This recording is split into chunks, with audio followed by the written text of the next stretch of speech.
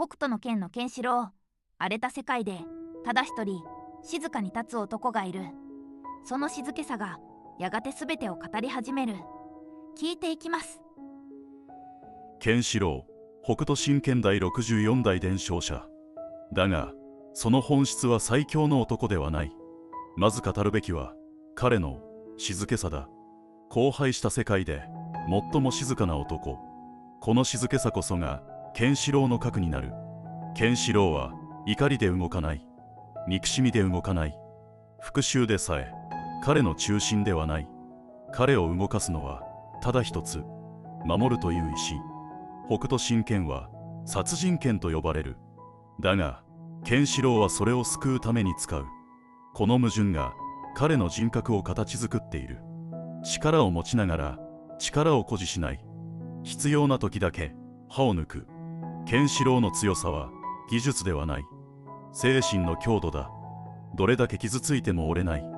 どれだけ奪われても憎しみに染まらない。この折れなさが彼の最大の武器。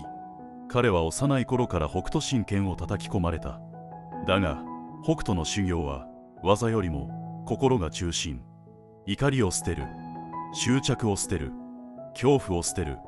ケンシロウはその全てを体現した。だからこそ伝承者に選ばれた。選ばれた理由は強さではない。心が揺れないことだった。ここが重要だ。ケンシロウは感情が薄いわけではない。むしろ誰よりも深い。深すぎるからこそ表に出さない。怒りを飲み込み、悲しみを抱えたまま歩く。ユリアを奪われた時、ケンシロウは初めて心が揺れた。胸に7つの傷を刻まれ、愛を奪われ、世界が崩れた。だが彼は復讐に走らなかった。走れなかった。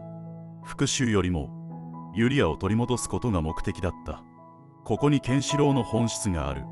ケンシロウは奪う側ではなく奪われる側から始まる。最強の男の物語は敗北から始まる。この構造が彼の人格を決定づけた。力ではなく喪失が彼を作った。ケンシロウは旅の中で多くの人を救う。だがそれは正義感ではない。彼は正義を語らない。語る必要を感じていない。目の前の命を救う。それだけだ。ケンシロウは世界を変えようとしない。支配しようともしない。ただ壊れた世界の中で人としての形を守ろうとする。それが彼の戦い方。ケンシロウの歩き方は遅い。だが迷いがない。一歩一歩が重い。その歩みは覚悟の重さそのもの。彼は言葉が少ない。だが沈黙は無関心ではない。沈黙は観察だ。相手の心を見ている。敵であっても心を見ている。だからこそケンシロウは敵を憎まない。ラオウでさえ憎まなかった。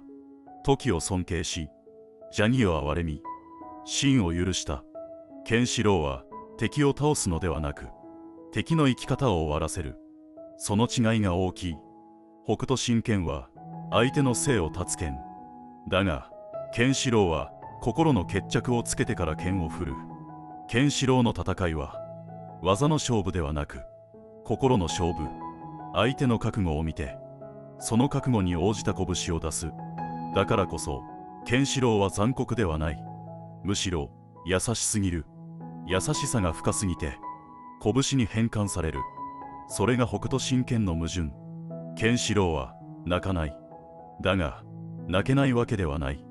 涙を流す場所がないだけだ。世界が壊れすぎている。泣く余裕がない。ケンシロウは孤独だ。だが孤独を悲しまない。孤独は役割だと理解している。伝承者は孤独であるべきだと知っている。ケンシロウは愛を捨てていない。むしろ愛が中心にある。ユリアへの愛、人への愛、世界への愛。その愛が彼を壊さずに保っている。愛がなければケンシロウはただの殺人剣士になる。だがそうならなかった。愛が彼を人間にした。愛が彼を最強にした。ケンシロウは力の象徴ではなく優しさの象徴。優しさが強さに変換される稀有な存在。それがケンシロウの本質。彼は世界を救わない。世界を背負わない。ただ目の前の命を救う。その積み重ねが救世主と呼ばれる結果を生んだ。ケンシロウは戦いを楽しまない。だが逃げもしない。戦いは役割であり、宿命であり、選択でもある。ケンシロウは宿命に従うのではなく、宿命を静かに受け入れる。その姿勢が彼の強さの源。荒れた世界の中で一人だけ音を立てずに歩く男がいる。風が止まる。砂が揺れる。その中でただ前を見ている。それでいい。奪われたものの中で彼は立ち続けた。怒りではなく守る意志だけを残して、そしてその静けさは次の戦いへ向かっていく。では続きを。ケンシロウを語る上で避けられないのが兄たちとの関係だ。ラオウ、トキ、ジャギ。この3人はケンシロウの人格を形作る鏡になる。彼らを理解するとケンシロウの本質がより鮮明になる。まずジャギ。ジャギは歪んだ北斗、嫉妬、劣等感、憎悪。ケンシロウの影を体現した存在。ジャギを理解するとケンシロウの人格の純度がわかる。ジャギは言った。俺の名を言ってみろ。この言葉は認められたいという叫びだった。ケンシロウはジャギを憎まなかった。ジャギを倒すとき、ケンシロウは怒りを見せなかった。そこにあったのは悲しみ。兄弟でありながら同じ道を歩けなかった悲しみがあったからだ。次にトキは慈悲の北斗、ケンシロウと最も近い心を持つ男。だが病により伝承者の道を断たれた。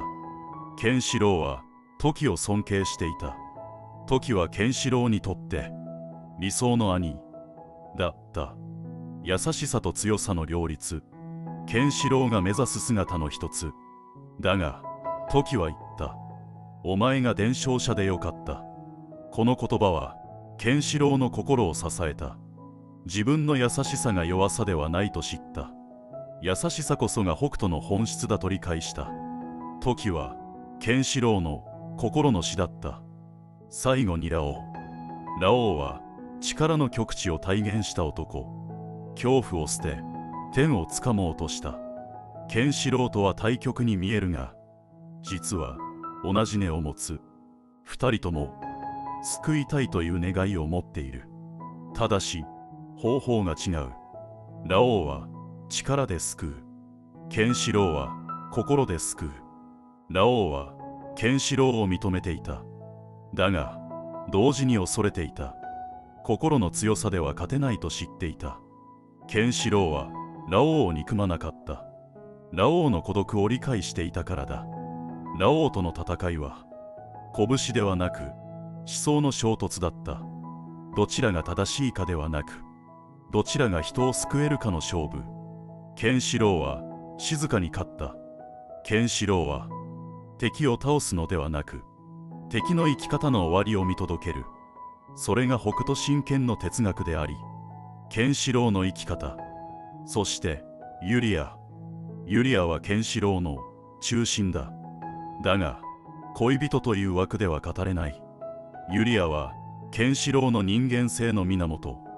愛を知ったからケンシロウは壊れなかった。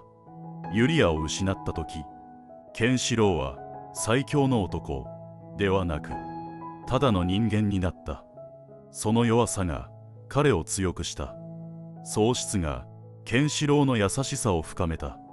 ケンシロウはユリアを取り戻すために戦った。だが取り戻した後も戦いは続いた。なぜかケンシロウの戦いはユリアのためでは終わらないからだ。ケンシロウは世界の痛みを背負うようになった。誰かが泣いている限り彼は歩みを止められない。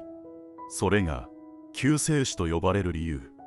だがケンシロウは救世主ではない。本人はそう思っていない。ただ目の前の命を救っているだけ。その積み重ねが救世主という結果を生んだ。ケンシロウは世界を変えようとしない。支配しようともしない。ただ人の心を守ろうとする。それが彼の革命。ケンシロウの戦いは常に心の決着が先にある。拳は最後の手段。だからこそ彼の戦いは美しい。暴力ではなく覚悟の表現。ケンシロウは敵の心を見抜く。恐怖、憎悪、孤独、執着、それらを理解した上で拳を振るう。だから彼は残酷ではない。